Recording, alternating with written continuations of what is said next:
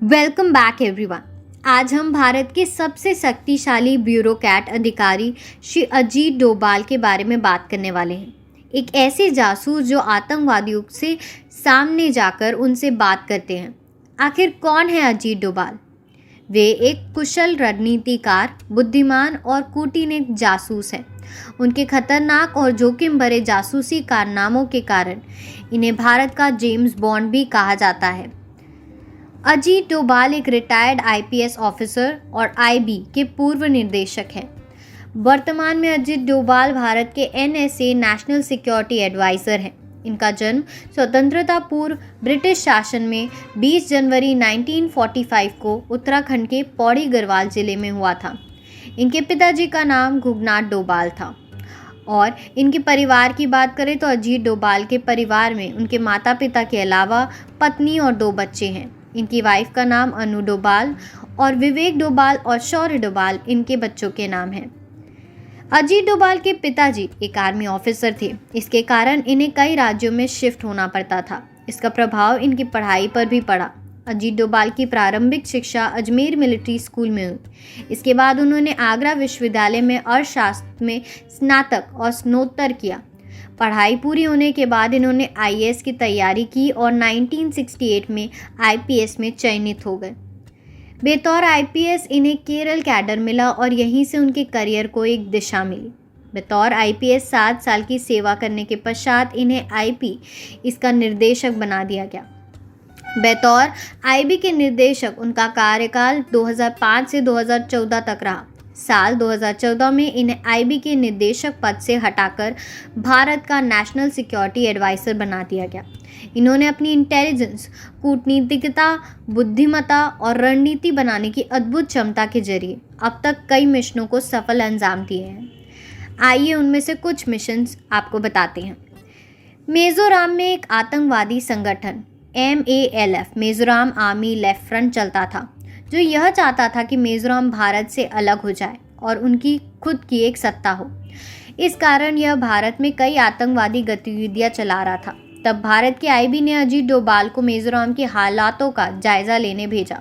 तो अजीत जी मिजोरम गए और मिजोरम आर्मी लेफ्ट फ्रंट के मुख्य कमांडर लाल डेंगा, जो एक कुख्यात आतंकवादी था, उनसे मिले। यह घटना अजीत जी के साहस और हिम्मत का परिचय देती है कि कैसे वे अकेले सीधा इतने बड़े डाकू से मिले और उनसे बात की। लाल डेंगा के नीचे 7 कमांडर थे। वहां पर अजीत जी ने लाल डेंगा के 7 में से 6 कमांडरों को अपने विश्वास में ले लिया, जिससे लाल डेंगा कमजोर पड़ गए। इसके पश्चात लाल डेंगा के पास भारत सरकार के साथ शांति समझौता करने के अलावा कोई भी चारा नहीं था। उनका एक और मिशन था, ऑपरेशन ब्लैक थंडर और ब्लू स्टार। ये मिशन के नाम तो आपने सुने ही होंगे। यह ऑपरेशन इंडियन आर्मी द्वारा चलाया गया था जब कुछ खालिस्तानी आतंकवादियों ने अमृतसर पर कब्जा कर लिया था।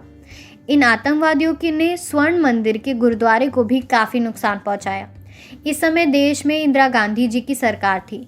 इस ऑपरेशन में अजीत डोभाल एक रिक्शा चालक बनकर अमृतसर में घुसे। वे एक रिक्शा चालक बनकर उस इलाके में इर्द गिर्द घूमते रहे और जायजा करने लगे, लेकिन आतंकवादियों को इन पर शक हो गया और पकड़ लिया। तब उन्होंने खुद को पाकिस्तानी ISI एजेंट बताया और मदद देने की अपील की। इन्होंने खालिस्तानी आतंकवादियों को अपने विश्वास में ले लिया। इस तरह अजीत डोभाल 3 दिन तक उन आतंकवादियों के साथ रहे, उनकी सारी जानकारी एकत्रित की और इंडियन आर्मी के ब्लैक कैट कमांडो को पूरा प्लान बताया। तब जाकर ऑपरेशन ब्लैक थंडर चलाया गया। इस ऑपरेशन की यह खास बात थी कि इसमें अमृतसर और आतंकवादियों के कब्जे से छुड़ा दिया गया और इसमें एक भी भारतीय कमांडो शहीद नहीं हुआ। आइए जानते हैं इनकी पाकिस्तान से रिलेटेड हिस्ट्री। सन 1972 में भारत ने जब अपना पहला परमाणु परीक्षण पोखरण में किया, उसके डर से उसके बाद पाकिस्तान ने अपने परमाणु हथियार बनाने की सोची। उसने चीन से मदद ली। परमाणु हथियार बनाने का काम पाकिस्तान में खान रिसर्च सेंटर में शुरू हुआ। जब यह खबर भारत को मिली तो अजीत डोभाल को भेजा गया था। उस समय देश के प्रधानमंत्री श्रीमती इंदिरा गांधी थी। अजीत जी डोभाल एक भिखारी बनकर उस रिसर्च सेंटर के सामने बैठ गए और आने जाने वाले प्रत्येक व्यक्ति पर निगरानी करने लगे। उन्होंने पता लगाया कि परमाणु हथियार पर काम नहीं हो रहा है। ये खबर उन्होंने भारत के प्रधानमंत्री श्री मोरारजी देसाई को दी और क्योंकि तब तक देश की सत्ता बदल चुकी थी, प्रधानमंत्री मोरारजी देसाई जी ने इस मामले में उनकी किसी भी तरह की मदद नहीं की। पाकिस्तान को पता चल गया कि भारत के प्रधानमंत्री को यह बात पता है कि हम परमाणु बम बना रहे हैं। तब उन्होंने इस कार्य को 15 साल तक स्थगित कर दिया और इसकी असली वजह थी अजीत डोभाल ही।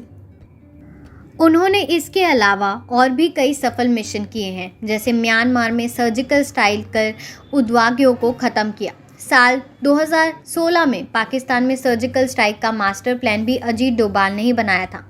इसके बाद 26 फरवरी 2019 में हुए पुलवामा हमले में CRPF जवानों की शहीदी का बदला पाकिस्तान पे एयर स्ट्राइक किया गया। 27 जनवरी 2019 को पाकिस्तान में भारतीय वायुसेना के हवाई हमले के बाद भारतीय और पाकिस्तान के बीच तनाव बढ़ गया। बाद में भारत में पाकिस्तान वायुसेना ने जवाबी हमला किया गया था। बाद में पाकिस्तान सेना ने हमारे भारतीय पायलट अभिनंदन वर्धमान को पकड़ लिया था। पकड़े गए पायलट को अगले दिन पाकिस्तान ने रिहा भी कर दिया। इनके अवार्ड्स और अचीवमेंट्स की बात करें तो अजीत जी डोभाल ने अपनी 37 वर्षों की जॉब में केवल 7 वर्ष पुलिस सेवा में रहे। पुलिस सेवा में 6 साल में ही पुलिस पदक पाने वाले सबसे युवा पुलिस अधिकारी थे।